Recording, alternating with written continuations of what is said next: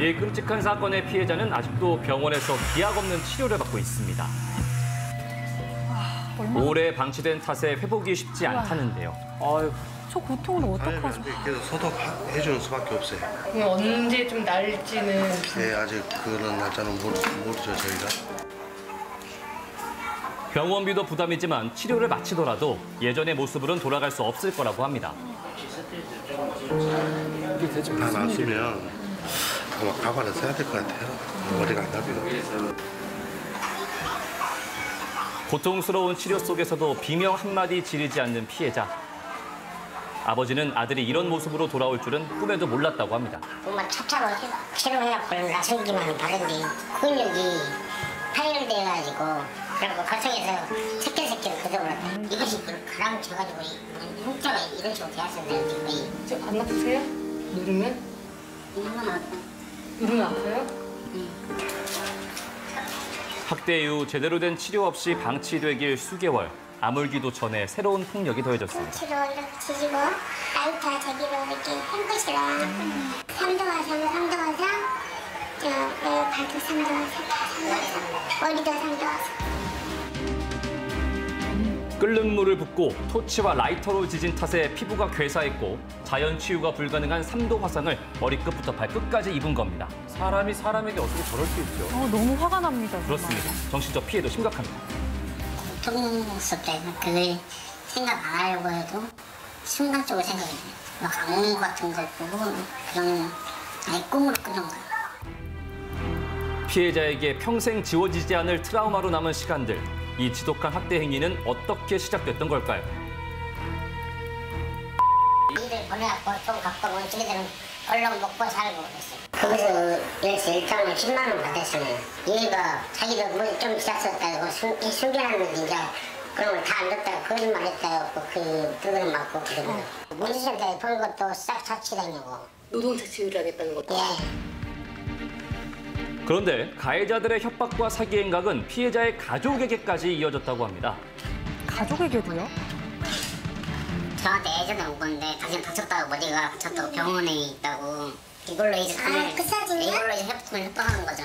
알고 보니까 이 손이 여자의 손이고 이게 병원을 간 게 아니라 자기들이 장갑을 사가지고 손이 여자애가 끼고 거짓말을 한 거네. 남자는 위에서 그렇죠. 어머. 가해자들의 만행은 여기서 끝이 아니었습니다. 생활에 봤을 때는 머리 같은 경우는 1차로 피했을 때 빠따로 때렸고 여기서 빠따가 찢어진 머리에 나중에 뜨거운 물로 화상을 입었고 이제 그 머리에 상처적으로 나중에 토치로 따라다니면서 그 화상인 머리에다가 했다고.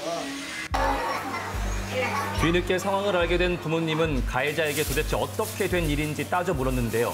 가해자들은 황당한 답변을 했다고 합니다.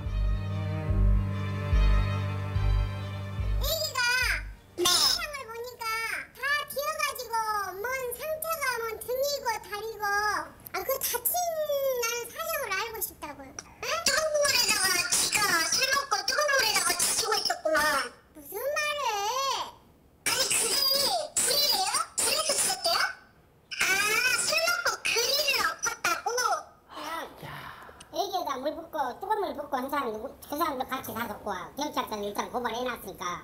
저희가 왜 가요? 저희는 경찰 조사 오라고 가는 거죠. 정말 화가 납니다, 진짜.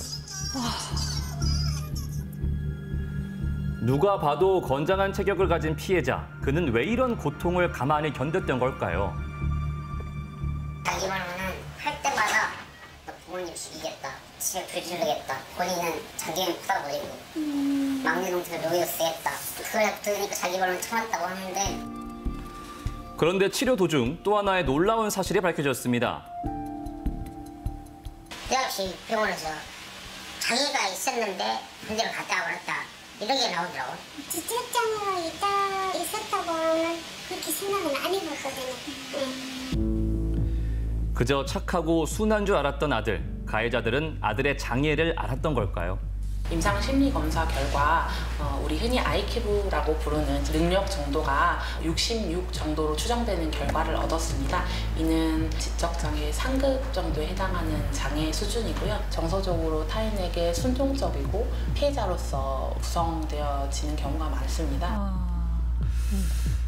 네, 정말 화가 많이 나는데요. 저는 이런 짓을 한 사람의 심리도 굉장히 궁금합니다. 어떻게 알고 지내던 선배한테 이런 짓을 할 수가 있는 거죠? 네, 아마도 지금 이들의 관계가 굉장히 특수성이 있었던 것 같습니다. 이제 취업을 시켜준다고 하고 부모로부터 일단은 피해자를 분리시킨 것 같아요. 그래서 가해자들하고 같이 공동생활을 하면서 외부에서는 알 수 없는 조건을 형성을 해서 결국에는 이 가해자들이 결국에는 여러 명이지 않습니까? 네. 이들이 결국에는 아마도 1인 혼자서는 이런 끔찍한 행위를 안 했겠죠. 근데 이제 분리된 공간에서 아무도 알 수 없는 데서 결국은 폭력이 상승 효과 같은 거를 보이게 됩니다. 그러면은 혼자서는 민감하게 반응했던 폭력의 수위에 대해서도 여러 명이다 보니까 책임감이 분산이 돼가지고 결국은 이 지경에 이른 것 같고요. 지금 피해자도 지금 아까 잠깐 특수한 조건이다라고 말씀을 하셨잖아요. 네. 그러니까 이제 쉽게 신고를 할 수 있었을 텐데 일반인 같으면은. 그런데 장애 요인이 있다 보니까 본인이 결국에는 이 폭력을 피할 수 없다는 생각 때문에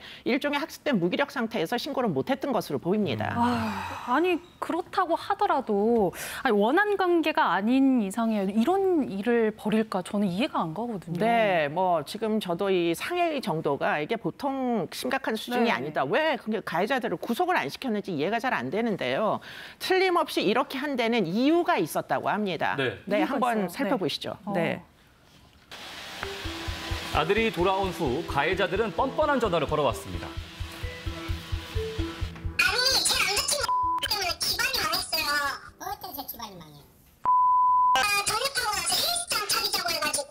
그러면 수건도 없는 놈이 헬스장 차리라면 차리고. 그래서 지가 대출을 받아오겠다고 했어요. 어디서?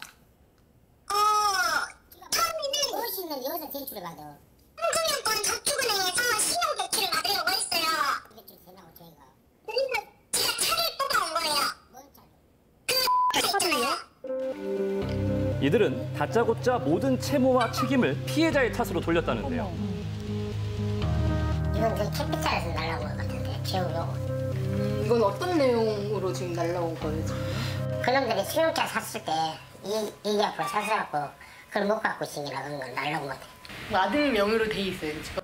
예, 그 애들이 갖고서 차 키주라 해갖고 강원도 전상포에다가 거기다 맡기고 왔다. 아우디를 빼렸다. 피해자 명의로 구매한 차량을 담보로 갈취한 돈만 무려 1,000만 원. 여기에다가 피해자 이름으로 핸드폰을 개통하거나 가전제품을 구매한 뒤 되팔면서 금전을 취득했습니다. 어떻게 이럴 수 있죠? 핸드폰 지금 몇 개가 해줬는 거를 알 수가 없죠. 그래갖고 이제 차가 차로 보다 이 차는 채권 해보면 알겠는데 이것도 7, 8천만 원 되겠군요. 대충. 아이고 그게. 그거를 갚을 여력은 전혀 없으시잖아요, 사실. 그러니까 이기가도 대학생 하려고 이제 쉬고 있어요.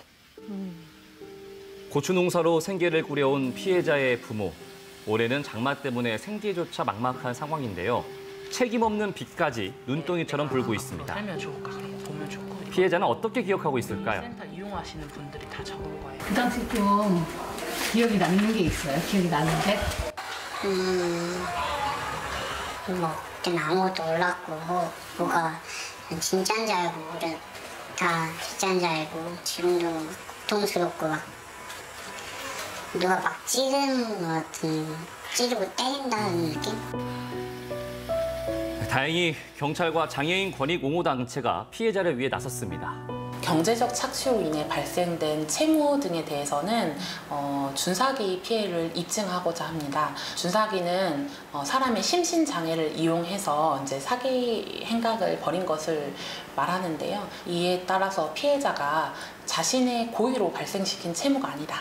라는 부분을 입증하는 방식으로 채무에 대한 회피가 필요할 걸로 예상이 되고요. 네, 피해자의 심리평가 결과인데요. 이 평가 결과를 바탕으로 지난 8월 19일 지적장애 중증 사실을 확정받아 채무 회피에 대한 근거를 마련했습니다. 이후 가해자들은 지난 24일 총 10가지의 죄목으로 구속 송치됐습니다.